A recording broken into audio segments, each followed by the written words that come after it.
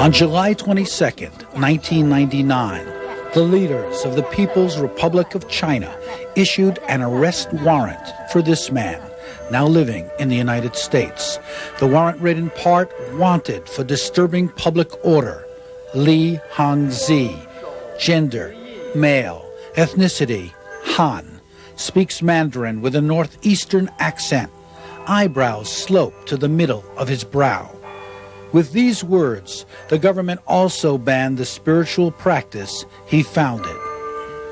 Official notice, the Department of Security, People's Republic of China. The Department of Civil Affairs of the People's Republic of China declares that the Falundafafalun Research Society and the Falun Gong organization under its control are illegal organizations that should be banned. It is hereby prohibited for anyone in any circumstances to distribute books, video, audio tapes, or any other materials that propagate Falun Dafa or Falun Gong.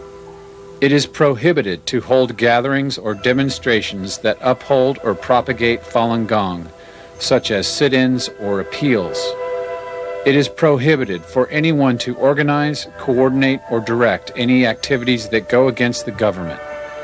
July 22nd, 1999. And so it began, the official persecution of a popular spiritual practice that has, in its severity and dogma, been likened to the darkest days of China's Cultural Revolution. Government-produced TV shows like this carry out a shrill campaign of defamation against the practitioners of Falun Gong. Propaganda like this prompted one Beijing citizen to tell the New York Times, "It is as though we are reliving a bad dream." Why is China marshaling all of its resources to crush nonviolent and non-political spiritual practitioners? What is Falun Gong or Falun Dafa? Why are 100 million people drawn to it? Is it a dangerous cult, as its detractors insist, or a beneficial practice promising health and spiritual growth? And who is Falun Gong founder Li Hangzi, who some Chinese newspapers are even denouncing as a reincarnation of Adolf Hitler? Is he a teacher or a political terrorist? And now the Chinese government says it will prosecute the so-called Falun Gong leaders, even though Falun Gong says it has no leaders. They insist they must be punished, perhaps with life sentences, but they won't let the accused have lawyers. Can they get a fair trial in China? What is the real story?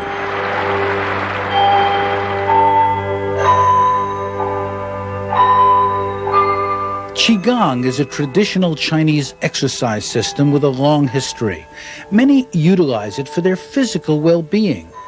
Falun Gong draws on Qigong, but also brings to it its own philosophy and characteristics based on both Buddhist and Taoist thought. Falun Gong incorporates some Buddhist principles like the law wheel and the yin-yang of Taoism, but it is a distinctive world of thought on its own, neither Buddhist or Taoist. Falun Gong promotes physical and mental balance, bringing together mind, spirit, and reality to achieve a closer harmony with nature and the universe. We are doing the first exercise called Buddha Showing the Thousand Hands exercise. This exercise involves 8 different movements. The core of this exercise is stretching.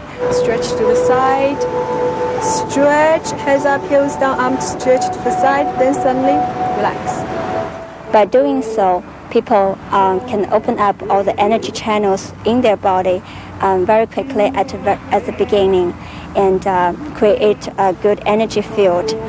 Falun Gong might look like Tai Chi or some martial art, but it reflects a deeper approach to human development, seeking to guide people to a higher understanding of spiritual values and moral consciousness.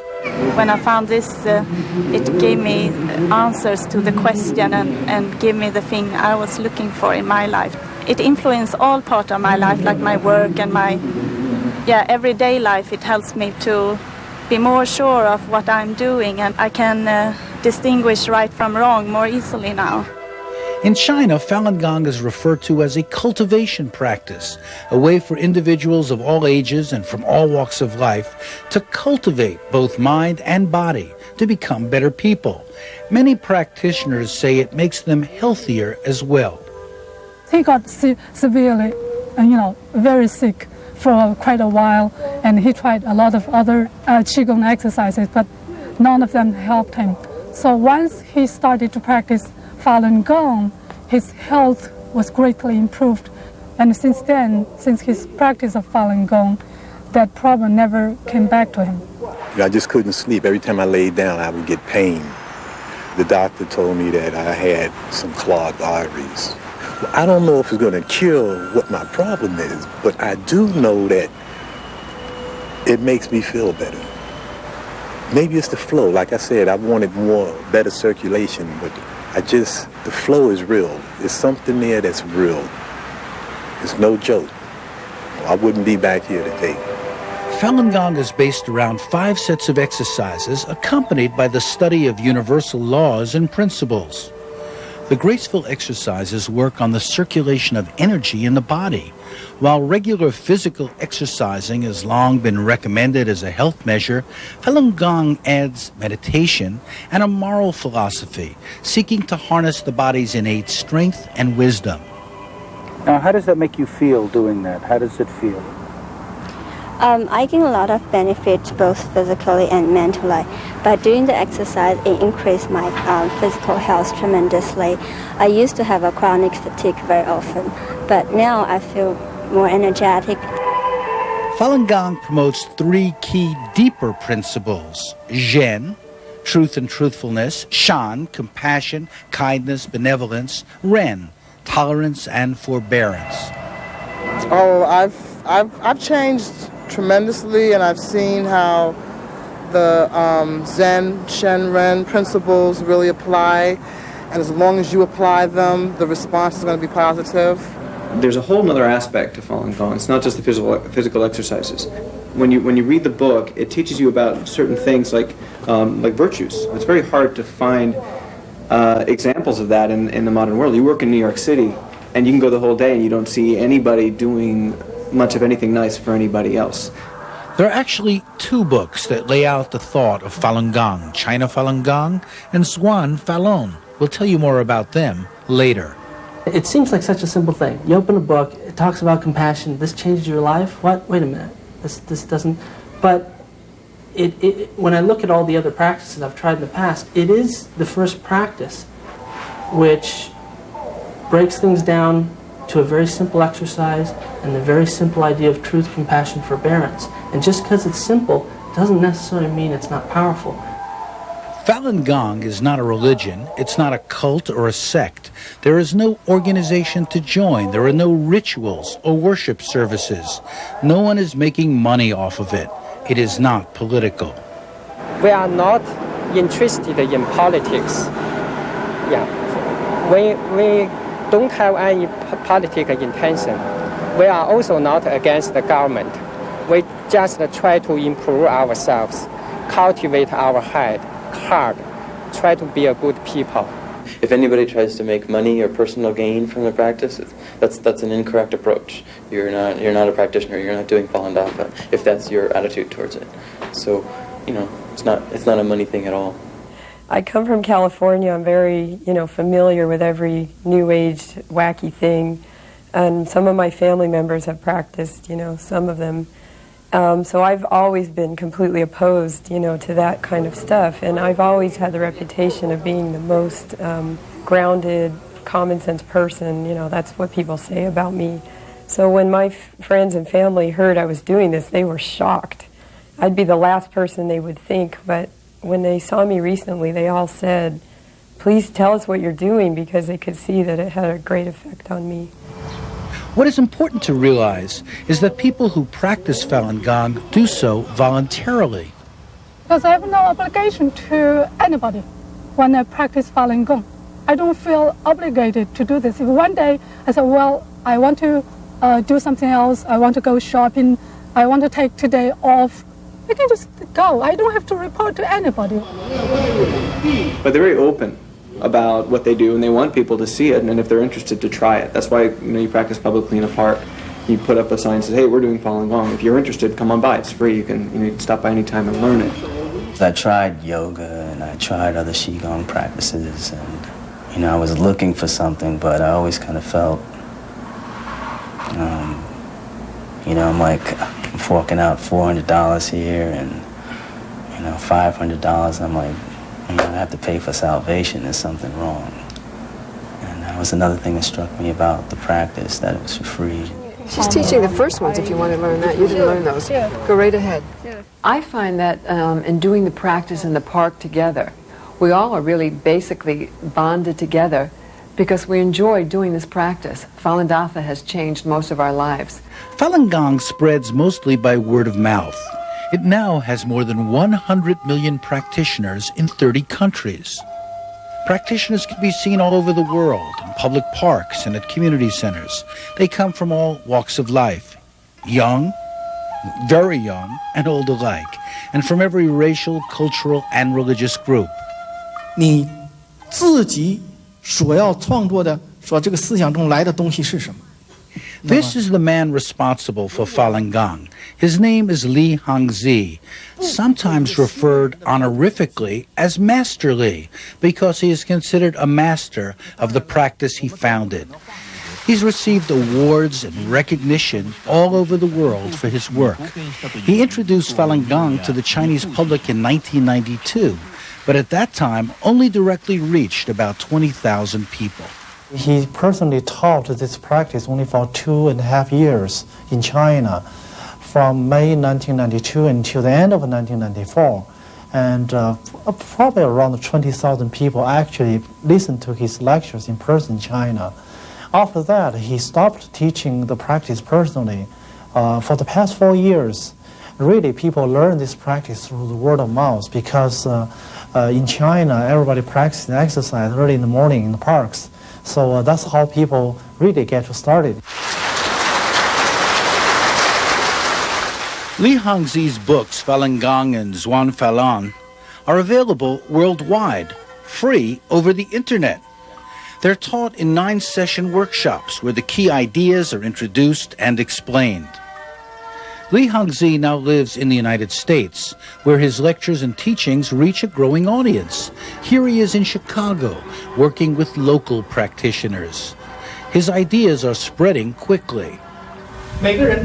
Each person gets up in the morning and goes to the park to practice the exercise, the movements, for half an hour, then they go back to work. They are also members of the society. They don't have any organization forms. Okay, this picture doesn't add up. What I see here with these people and what they're doing, they seem very normal people. They're from all walks of life, all ages. And then on the other side, you got this picture that the Chinese government is painting. And the two just don't match. So people are saying, what is going on here? What's the real story? Significantly, and initially, China's official government TV stations actually credited Falun Gong with reducing the country's expensive health care burden. 这位是财政局的退休女工，叫杨国秀。前几年是出了名的病篓子药贩子。 She used to spend over 2,000 yuan on medical expenses every year. Now with the exercises, she not only doesn't spend a cent, but was awarded a Healthy Citizen Award by the government. My health is so good now. I would like to thank the city government for giving me this award. China's government initially respected Falun Gong, perhaps because it was so widespread among ordinary people. Falun Gong is becoming more recognized in China. People are filling parks and gardens to practice it. Falun Gong is beneficial to health and is beneficial to society as well, making society healthier and more productive. Many members of the Communist Party became practitioners, including military and intelligence officers. At first, there was no conflict. Just a year ago, we have seen so many positive reports from the media, state-run media in China, about the benefits of Falun Gong. And in fact, in the February issue of this year, in the U.S. News and World Report, when being asked, why are you not banning it, the official said, why should we? Because save millions of dollars in health care. 2 years ago, part of China's government began to turn against Falun Gong. The practice of Falun Gong and its effects have severely affected the stability of the entire society, as well as the proper functioning of people's lives and work. The outcome of Falun Gong's harmful effects and its widespread influence have brought about significant adverse impact on society. In July 1999, the leadership reversed itself. It now denounced Falun Gong as an evil cult promoting superstition. Now the Chinese government is saying that Falun Gong is being a cult and being superstitious and being evil, and the government is just changing the words, according to their political needs. I don't think it should be called as cult. As for the propagation of superstition, is it that all religions like Buddhism, Catholicism, Christianity are all superstitions? The questions I've been addressed have been within the scope of what they've been talking about. Initially, a low-level police effort harassed some practitioners, even beating and detaining some of them. They were prevented from gathering together. It seems as if the government convinced itself they were up against a major threat. The local government and the local policemen arrest and beaten up practitioners because they tried to explain to a magazine which slandered and viciously attacked Falun Gong with fabricated stories. The practitioner went to the magazine and local government to complain about it and clarify the facts and truths. Two developments seem to have influenced Beijing's turnaround. First, the leadership was reportedly shocked when a survey estimated that as many as 70 to 100 million Chinese citizens have taken up the practice. That's roughly equivalent to 1/3 of the population of the United States. If they really want to eradicate the Falun Gong, that's only because there are a great number of people who are practicing Falun Gong. Some reporters told me that the number of people who are practicing have outnumbered the Communist Party members, so the government are kind of nervous about it. Is this against the government? 是反对政府吗？ 想都没有想过。 Never thought about it. 我们的政府里面，我是共产党，要怎么就反对共产党呢 I'm a Communist Party member. How can I be against the government or against the Communist Party? For many years? 很多年。党员很多年。47年。Been a party member for 47 years. 47 years in the Communist Party. Are you trying to overthrow the Communist Party? 您党员已经是47年了，您是就说现在要推翻这个共产党吗？怎么能自己推翻自己呢？ How can I overthrow myself? How do you mean? I overthrow myself? I don't understand it. It was then, April 25th, 1999, that about 10,000 practitioners assembled outside the main government buildings in Beijing to file a complaint with the authorities. The gathering was peaceful, nonviolent, and legal. After a few practitioners met with high-level government officials, everyone went home quietly. But because it took place in the capital, this event received world press attention. Some media presented it as a hostile demonstration. The government soon convinced itself that it was under attack, even though Falun Gong repeatedly emphasized that it had no political objectives or agenda. China insisted that Li Hangzhi himself organized the event. The Chinese government has always believed that I have been behind all this. Actually, I want to state once again here, actually, I have not been involved in any of these activities. But they seem to be afraid of you personally. That's the Li. They think you are a big threat to China. A dangerous person. 似乎中国政府还是很害怕您的，认为您是对中国政府是一个很大的威胁。您是不是这么一个危险的人物？其实这件事情本来不应该搞到这种程度。Actually, it should not happen to this extent. 也许他们把我当作危险。Maybe they have seen me as a threat, as a dangerous person. 我想这是因为他们对我不了解。This is because they do not understand me well enough. 这一点我不能够怨他们。This I cannot blame them. 但是我想，有那么长的时间对法轮功感到威胁， so long a period of time, 对法轮功感到这个 they have felt threatened by Falun Gong. 害怕，为什么不找我，直接找我？ Why haven't they contact me in the first place and contact me directly. 我们早一点消除误会，不是更好吗？ It could have been better if we could have eliminated misunderstandings before us earlier.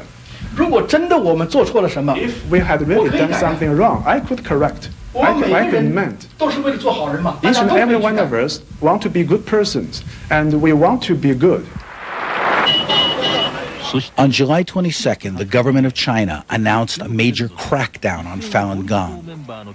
Falun Gong books were banned and burned.